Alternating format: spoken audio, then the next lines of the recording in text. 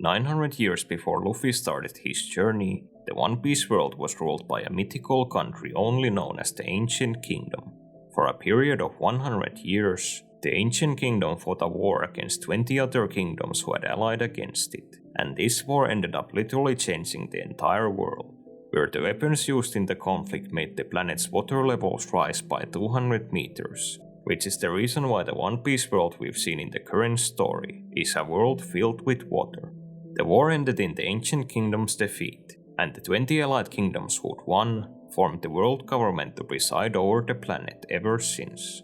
For the past 800 years of the story, the government has ruled the world with an iron fist, where they enslave and kill anyone who opposes their rule. And they've also erased most of the records of the 100-year-long war, leading to said period being called the Void Century.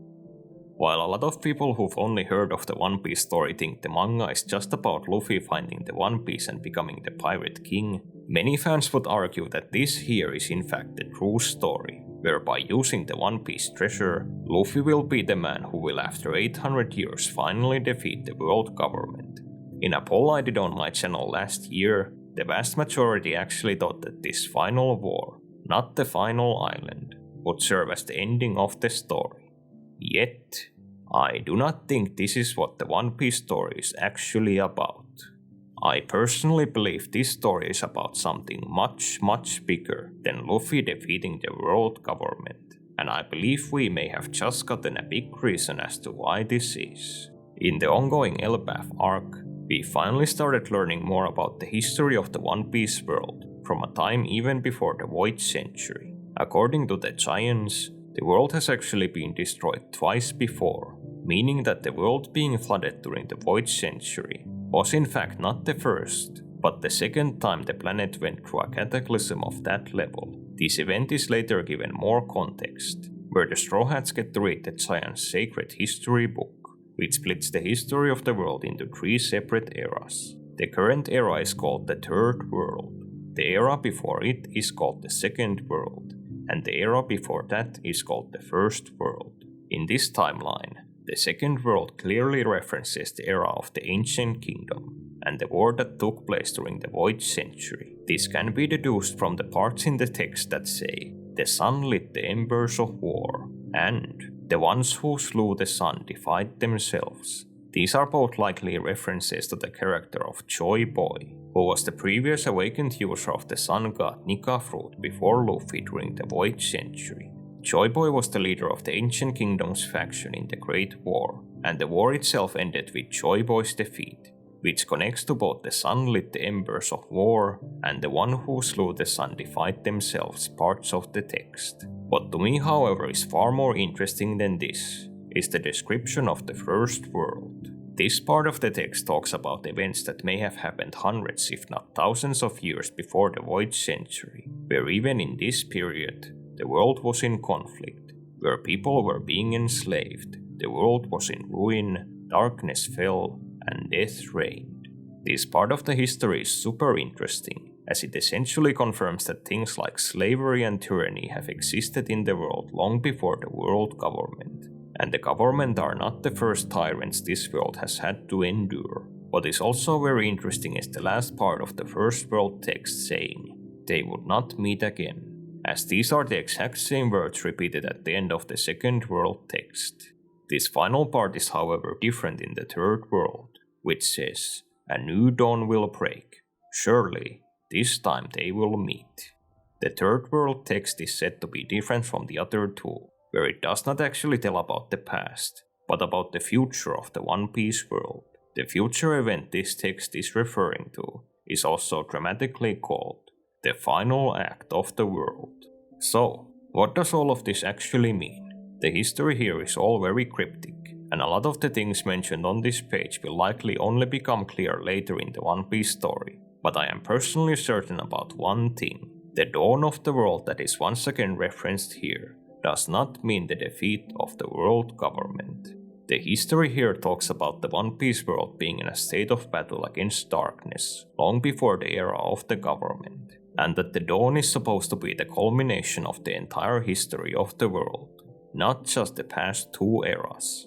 When I read the One Piece story for the first time, I also believed that the story would end with Luffy beating the government. But I've for a few years now thought about the story differently, and I think the clues about the true ending of One Piece have been there long before the current arc.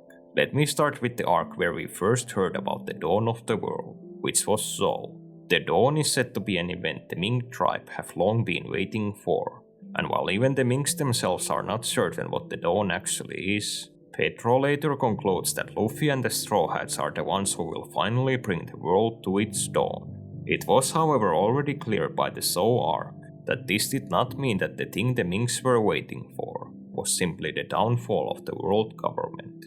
When we first learn about them, it is revealed that the Minks isolated themselves atop Shueisha 1000 years ago, which would be 100 years even before the Void Century started, and 200 years before the government came into being. If the Minks have been waiting for the dawn all this time, this would mean that this event would have to be something other than the defeat of the world government, which was still a distant part of the timeline by the time the Minks isolated themselves from the world. The Minks actually not waiting for the end of the government arguably makes a lot of logical sense. While the world government is the most powerful organization in the One Piece world, they do not actually rule the entire planet, and Zou is one of the countries independent of their rule. As Zou is a phantom island that is constantly on the move, they have likely been completely shielded from the tyranny of the government, and it would actually have no effect on the lives of the Minks if someone were to bring the government down. This would also apply to the other known group who have been said to be waiting for the dawn of the world, which is the Kosugi clan of Wano. Just like Zou, Wano is an isolated country with no real connection to the world government, where it is an independent nation cut off from the rest of the world. Their disconnect with the government was to a point where Kosugi Oden did not even know the world government existed before he ventured out to the sea and saw more of the world. It is therefore very noteworthy that among all the nations we've encountered in the One Piece world, the only two that are actively waiting for the dawn are two isolated nations that are safe from the government, rather than the myriad of nations we've seen that have been subjugated by the celestial dragons. This alone did not, however, convince me about the dawn of the world not being about Luffy finally ending the world government. What personally convinced me about the idea was an interview Eiichiro Oda did in 2022 with the author of Detective Conan. In this interview, Oda mentioned two very important things. One is that the One Piece story, despite the detours, has always been working towards the same ending. The second is that Oda word for word said that the One Piece treasure itself will be the ending of the story. If we are to take Oda on his word, this would mean that if the government is going to be defeated during the story, it is going to happen before Luffy finds the One Piece treasure. And while this could mean that the government could still be Luffy's final challenge before the treasure, what is also interesting are Oda's words about the story always moving towards the same endpoint. This is because in 2017, Oda did another interview where he may have confirmed that the world government was never intended to be the final villain of the story. This interview celebrated the One Piece manga having ran for a total of 20 years, and Oda revealed that the reason why the story had become so long was because he introduced the 7 warlords to the manga, which had far extended the story beyond his original plans. What is far more important for the topic of this video, however, is what Oda said right after this, which was that the story had always been intended to focus on Luffy's fight against the 4 emperors. Now, if Oda's other interview is to be believed, where he said that the story has always been working towards its original endpoint, this could mean that the plan to this day is for the emperors to be Luffy's final opponents, not the world government. If this may sound hard to believe for some of you, I would argue that there is evidence in the actual manga that this is where we are still going. At the end of Vegapunk's broadcast during the Egghead arc, we are shown a page depicting many of the major players in the race for the One Piece. On this page, Imu and the world government characters are only given their own small panels at the bottom half, but the figures who dominate the page are none other than the 4 emperors. The characters Oda himself said had always been meant to be Luffy's final opponents. So, if not Luffy bringing down the world government, what actually is the One Piece story about? Based on everything I've brought up, I believe it is still about Luffy finding the One Piece treasure and bringing the dawn of the world, but that both of those things will be far bigger than Luffy defeating the government, discovering the truth of the Void Century, or succeeding Joy Boy. I believe this is also what Vegapunk said in his broadcast, where the One Piece treasure is going to be something that will fundamentally change the world on a far deeper level than simply deciding who the ones ruling over it are. This is further highlighted by the Elbaf Harley text, which, as brought up before, calls the events of the current era the final act of the world. If it wasn't clear before, I think this Elbaf text makes this undeniable, where the current era is not just meant to be about the events of the Void Century being replayed, but the culmination of the history of the entire world. I think this is also basically what the One Piece story has been building up to since the start.